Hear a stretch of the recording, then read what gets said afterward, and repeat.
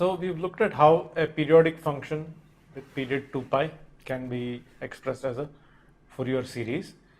So in this lecture, we will look at issues of convergence. So it turns out that if if the function satisfies certain very reasonable properties, then the series is indeed going to converge, right? So that's the content for this lecture.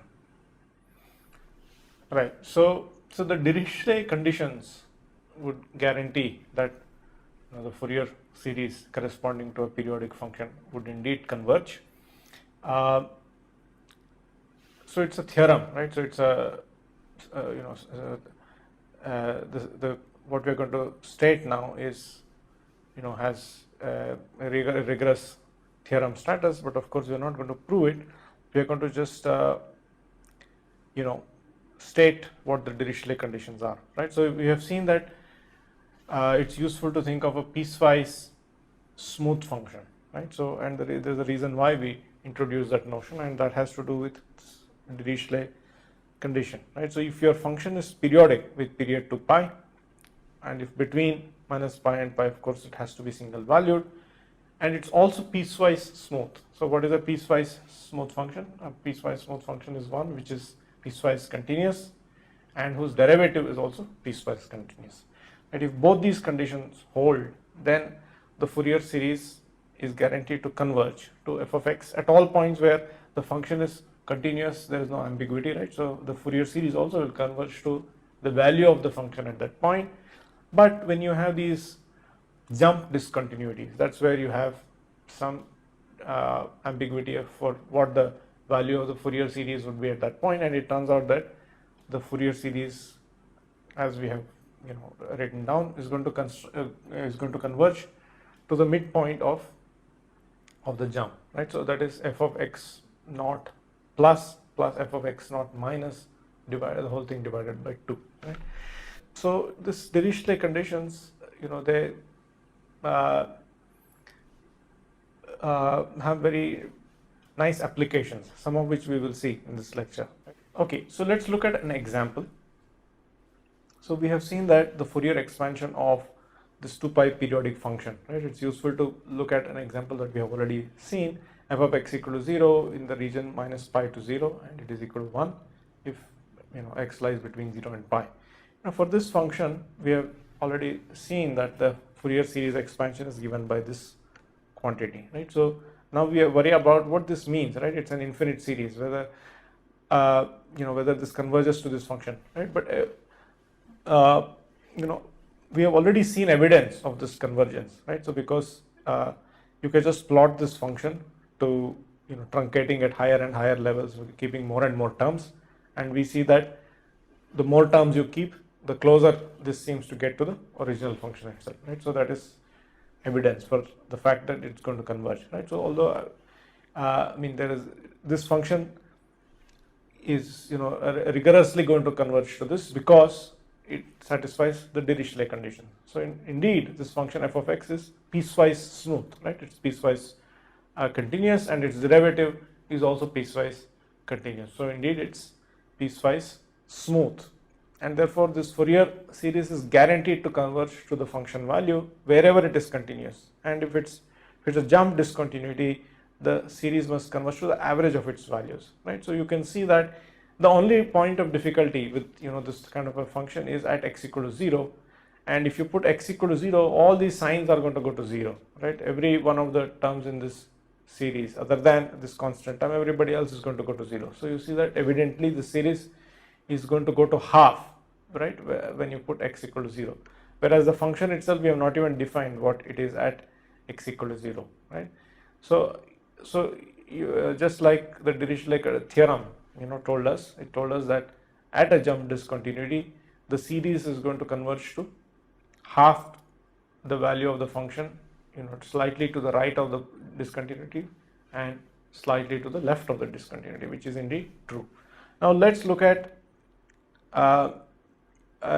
we can plot this and check that the two are becoming better and better, which we have already done, and I urge you also to come up with your own plotting, use some plotting software and and truncate this series at various orders, and then check that it's becoming better and better as you keep more and more terms, right? So now let's just pick one point. If I take x equal to pi by 2, right? So between 0 and pi, it's supposed to go to 1, right? So if I just pick one value, x equal to pi by 2, so now the function is continuous here. So Dirichlet's theorem tells us that the series must converge to 1, right? So that means we should be able to say half plus 2 by pi summation n equal to 0 to infinity. So where I have x, in place of x I put pi by 2, and on the right hand side I am going to say that this is equal to 1, right? This is a consequence of Dirichlet's theorem and the fact that this function is continuous at x equal to pi by 2. So then I pull this 1 to half to the other side, and then I take this factor 2 by pi, multiply throughout by pi by 2. So then I have, and I write this out explicitly, this series, right? So I have 2n plus 1 pi by 2, so it's going to be pi, sine of pi by 2, sine of 3 pi by 2, sine of 5 pi by 2, so on. So you see that there is going to be an alternating sign which comes in. So I have 1 over 1 minus 1 over 3 plus 1 over 5 minus 1 over 7, so on. So this series, quite remarkably, what this theorem and Fourier series analysis tells us is that this series is going to converge to pi by 4, right? So it's quite a remarkable result which seem to have pulled out of nowhere. It's like a magic trick. So it turns out that this is what is called Leibniz's formula, right, for pi by 4, and it was discovered by Leibniz in 1673, right? So it turns out that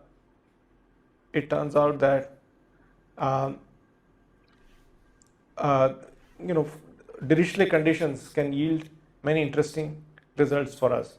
So if we have not already looked at this convergence of these functions, okay, like I have a series of plots here, right? So if you have already done it, that's fine, or I urge you to do it yourself, but I also have a sequence of plots, right? So right here, so I have well, I'm using some mathematical notation. If you're not familiar with it, it's not a problem. So what I'm doing is I'm taking this summation, sine of 2n plus 1 times pi by 2 divided by 2n plus 1, and truncating it at various levels, and then multiplying throughout by 4, because I want to not verify just this, but look at 4 times this to verify that it's going to go to pi, right? So let's look at this. I'm going to just not worry about giving you the details of what the code is, but let me just show you the plot. Right, so if I show you the plot, it's going to look like this. There you go. So you see that as I keep more and more terms in this series, I'm just summing this, right, to higher and higher orders, I find that it's going to get closer and closer to pi by 4, and it's an alternate, it's a these partial sums, they approach pi, no doubt, but they miss pi by an amount which alternates in sign, right? So, and that is something that is not surprising, because you have every term in this sequence is as the consecutive term in the sequence changes by a sign, right? So there is you overcorrect for it a little bit, and then you have to go back in the other direction, and then you go in the other direction, and so on, right? So every term that you add will cause you to miss pi by an amount which is either positive or negative, depending upon which term you are at, right? So that's also cleanly captured in this plot, right? So it's a confirmation that indeed this very beautiful result holds numerically. We're able to see that it's a plausible result, right? So it's quite remarkable that you have all these rational numbers on the left hand side, but if you add an infinite number of these rational numbers, it can go to pi, right? Okay, so now Dirichlet conditions can often be exploited to obtain surprising and beautiful results. Many such infinite series can be, pulled out. Many such magic tricks are possible. So let's look at another example. So let's expand in a Fourier series this 2 pi periodic function defined by f of x equal to 0 from minus pi to 0, and it's one only in an interval from 0 to pi by 2, right? It's a little different from the previous example, and then again it becomes 0 from pi by 2 to pi. Now the coefficients of this Fourier series you can obtain, right? We have given the prescription for this, so let's just assume that we know how to work this out, right? I'm giving you the answer here. So I have 1 by 4 plus there is going to be a cosine series and a sine series, right? So invoking the Dirichlet condition at x equal to 0, all the sine terms are going to go, right? They don't contribute because you're putting x equal to 0. And then the cosine terms will give us exactly this same series. In fact, 1 by 4 plus 1 over pi times 1 minus 1 by 3 plus 1 by 5 minus so on, and that this must be equal to half, right? Because Dirichlet told us this. Dirichlet's condition at x equal to 0 guarantees that this series must converge to half this value to the slide of the sum of the values slightly to the right and to the left of this point, and that is just half. So if I arrange terms, then it tells me that 1 minus 1/3 plus 1 by 5 so on, this series converges to pi by 4, right? Recovering the magic result. So in fact, let's see what would have happened if you put x equal to pi by 2. That's another point of discontinuity. We would have 1 by 4 plus 1 by pi, right? So now all the cosine terms would go. So then we are left with only the sine part.